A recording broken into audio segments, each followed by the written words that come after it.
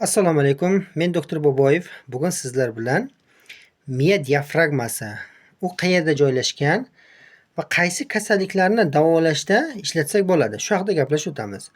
Miya diafragmasi qoshimiz hamda ko'zimiz o'rtasida chuqurlik bor. Mana bu chuqurlik.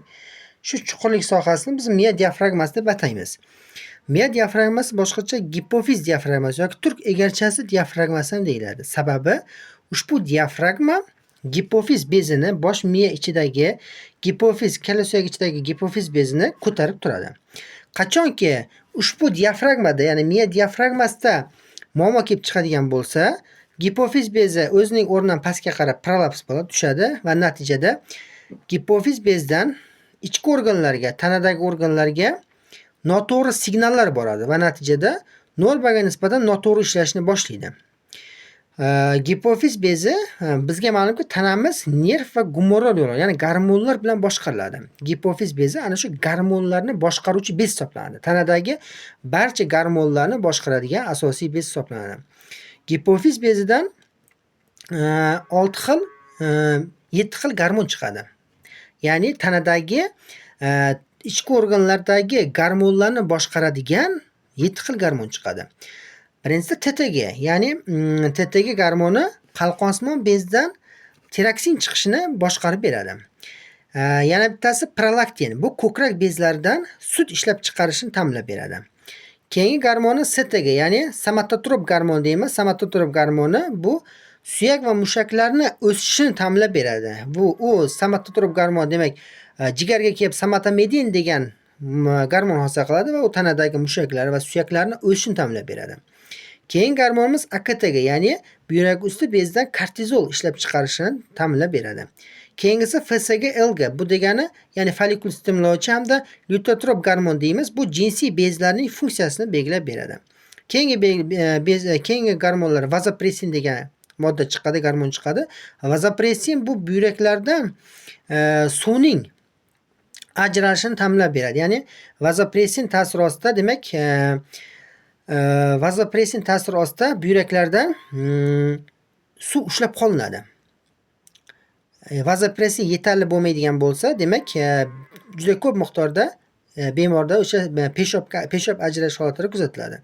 Keyingisi oksidatsiya, bu bachadonlarning qisqarishini, ya'ni homiladorlarda tug'ish jarayonini stimulab beradi hamda ko'krak bezlaridan sutni ajralib chiqishini ta'minlab beradi. Demak, ushbu miya diafragmasining ishlamasligi hisobiga gipofiz pastga tushishi ana shu aytgan organlarga noto'g'ri signal jo'natadi va natijada butun tanada noto'g'ri ishlash yuzaga keladi. Ya'ni bu degani tashqi muhit hech qanaqa tashqi muhitning signallariga tana noto'g'ri javob beradi. Masalan, deydigan bo'lsak, o'z-o'zidan bemorda qalqonsimon bez gormonlarining birdan ko'p miqdorda ishlab chiqarishi hisobiga tez-tez o'z-o'zidan yurak urib ketishlari holatlari yoki bo'lmasam bo'g'ilish hissi o'z-o'zidan sababsiz, hech qanday tashqi muhit ta'sirlarsiz o'z-o'zidan bo'g'ilish hisslari, nafas yo'llarini bekilishi, ya'ni o'z-o'zidan ovoz bo'g'ilish holatlari yuzaga kelishi mumkin. Yoki bo'lmasam deydigan bo'lsa, ko'krak bezlaridan, masalan, tug'magan ayollarda ham o'z-o'zidan ko'krakdan sut kelishlari holati, erkaklarda ham xuddi shunaqa ko'krakdan sut ajralish holatlari kuzatilishi mumkin. Yoki bo'lmasam ichki organlarda, ya'ni aytdikki, STG, somatotrop gormonining o'z-o'zidan ajralishi hisobiga, demak, mushak massasining ortib borishi yoki bo'lmasam suyakni o'z-o'zidan o'sib ketishlari, ya'ni masalan, o'sish zonasi to'xtagan odamlarda o'z-o'zidan jag'lari, barmoqlari kattalashib ketish holatlari kuzatilishi mumkin.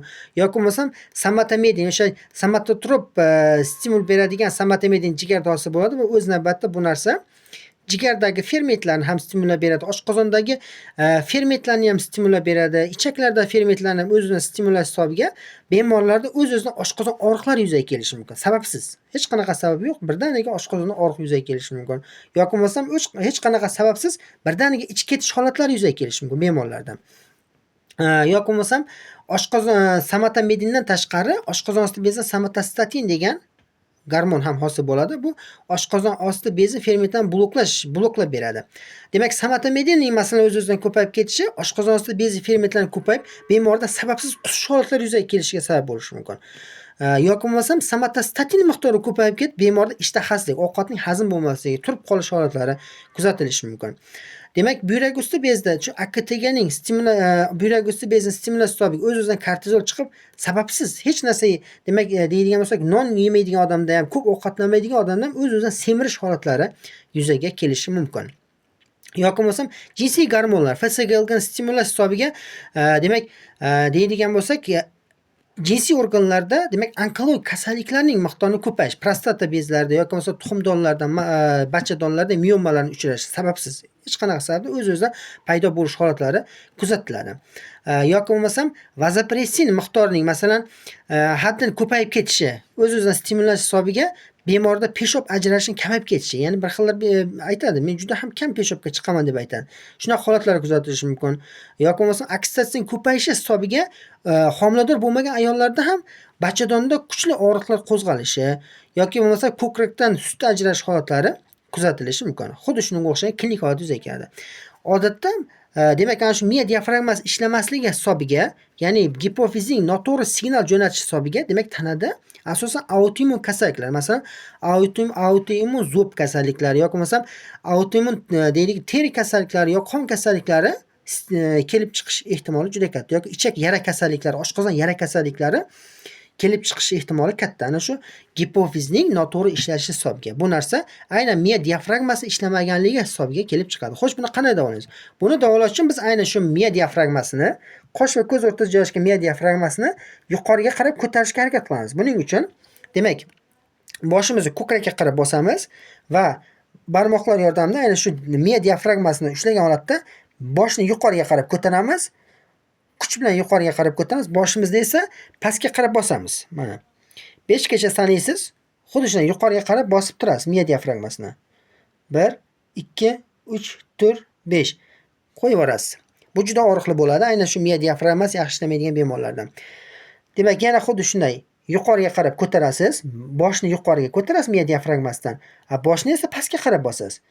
1 2 3 4 5 Xuddi shu holatda 1 minut davomida bir kunda bajaradigan bo'lsangiz, sekin-astalik bilan gipofiz o'z o'rniga qaytadi va yuqorida aytayotgan klinik belgilar barchasi sekin-astalik bilan yo'qolib boradi.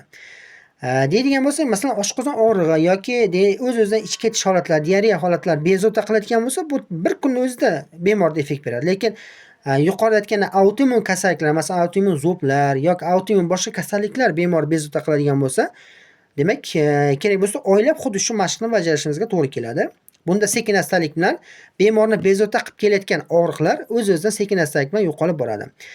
Endi aynan shu gipofizning, ya'ni noto'g'ri signal berishi hisobiga ichki organlar funksiyasi buziladi deb aytib o'tdik va ichki organ bilan bog'liq bo'lgan bo'g'imlarda ham, masalan, tizza bo'g'imida ham, tizza bo'g'imini boshqaradigan aytib o'tdik, hamma bo'g'imni mushaklar boshqaradi deb aytib o'tdik. Demak, barcha bo'g'im atrofidagi mushaklarning kuchi ketishi hisobiga bo'g'imlarda o'z-o'zidan og'riqlar kelib chiqishi ham mumkin. Mana shu gipofiz bezining demak, miya diafragmasi ishlamasi hisobiga o'z-o'zidan tizzada og'riqlar yoki tizzadan past boldir sohasida sababsiz og'riqlar yuzaga kelishi mumkin. Yoki bo'lmasam son chanoq bo'g'imida hech qanaqa sababsiz, hech qanaqa, masalan, bemor yuklamasiz, o'z-o'zidan yoki ozg'in bemorlarda ham son chanoq bo'g'imlarda og'riqlar yuzaga kelishi mumkin. Yelka bo'g'imida, umuman olganda tanadagi xohlagan bo'g'imda og'riqlar qo'zg'alishi mumkin.